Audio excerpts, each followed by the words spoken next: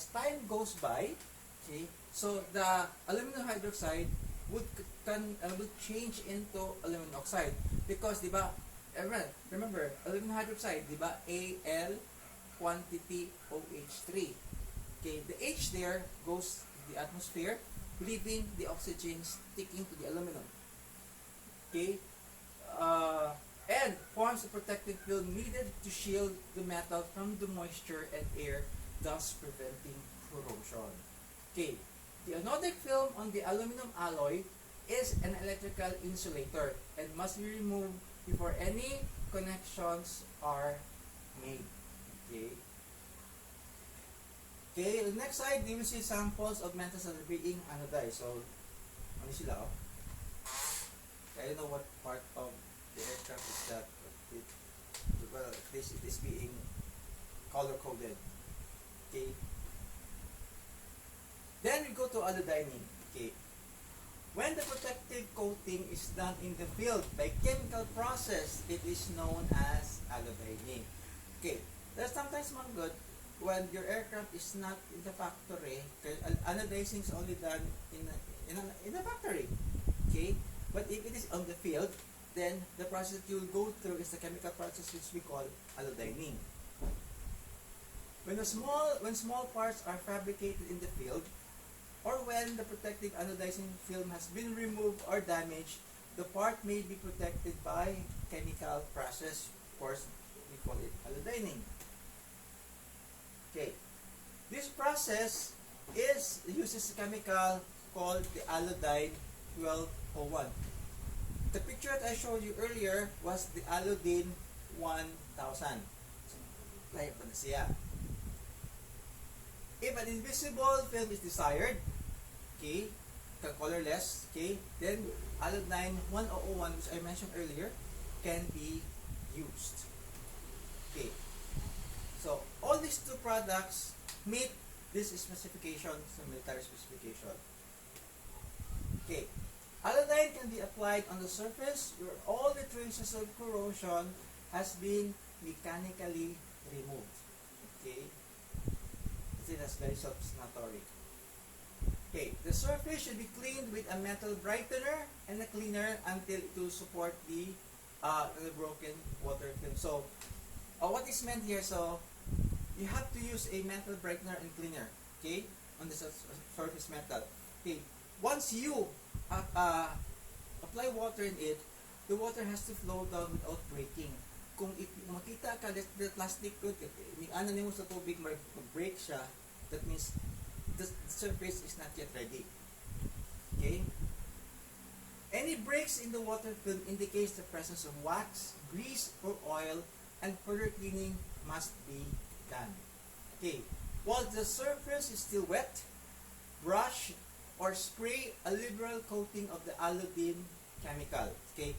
Kinangan siya wet imong surface. You cannot have it dried because if you have it dried, it will not penetrate very well. Okay. This is the reason. You have to allow it to stand from 2 to 5 minutes and then rinse off. The allodyne is still working on this. The surface must be kept wet. Okay. If allowed to dry, streaks will appear and the film will not adequately protect the surface of the metal. So I don't think so. I need to explain further. Very self-explanatory. After the allodyne has its full working time, it should be flushed from the surface with water and washed before it is allowed to dry. So again, 2 to 5 minutes. So after 5 minutes, wash it right away. Okay. After it is dried, then it is now ready to be painted. Okay. If allodyning is done properly, so a uniform yellowish brown iridescent or transparent film is produced. It will depend on the type of you're using. Okay. If a powder appears on the surface after the material has dried, it is an indication that poor rinsing or failure to keep the surface wet during the process. So meaning to say, you have to repeat it all over again. So the part must be retreated if the powder is seen. Okay, now, all those rags and sponges or tapo that you have used during the treatment should be kept wet, thoroughly washed before discarding. Or thoroughly washed before discarding. Why? Flammable manggod na ang allodyne. Any unwashed dried rags or treatment is a fire hazard. So, take note. Okay, so this is an example of how it is treated. Okay? Now, on the surface, treated na siya with allodyne. Untreated ba na siya? Okay? So, if you look at that, it's in the yellow, that it looks yellow-brown. So, that is now treated with allodyne. This one, is the treatment. Okay. Organic film. Okay, another way to treat the surface of your aluminum is to use organic film. Okay, one of the most protective coating is a good coat of paint. Okay, by organic film, it doesn't necessarily mean natural. Okay, by organic means we use the use of hydrocarbons or organic chemicals. May it be synthetic or may it be natural. On the porous surfaces, paint adherence is not a problem, so many rough surfaces. But on some metal surfaces, especially if it is smooth like aluminum, it may be difficult to get the paint to stick.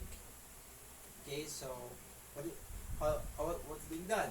Okay, the aluminum surface must be, before you actually paint, so your surface should be prepared or prepped up in order that the paint will have a rough surface for a paint to adhere. Okay. However, careful ta. Okay. The surface must be roughened up again with a mild chromic acid or by allodyning or anodizing. Okay. All these treatments provide a good base for a primer to which the paint will adhere. Okay. It can also be roughened by mechanical means by simply sanding it carefully with a 400 grit sandpapers. But be careful na dili sad nimo iduot maayo. Otherwise, what you have treated it might mawagtan mo niya, and then mawagtan na ng imong surface coating, the allodyne, then corrosion will start. Okay, when using a sandpaper, it's imperative to remove every bit of sanding dust with a rag dampened with a thinner before applying the primer. Okay, now we can explain. Okay, for a lacquer and enamel, the primer to be used is zinc chromate. Okay, if you're using a lacquer paint or enamel paint, you have to have the primer nga zinc chromate. Okay.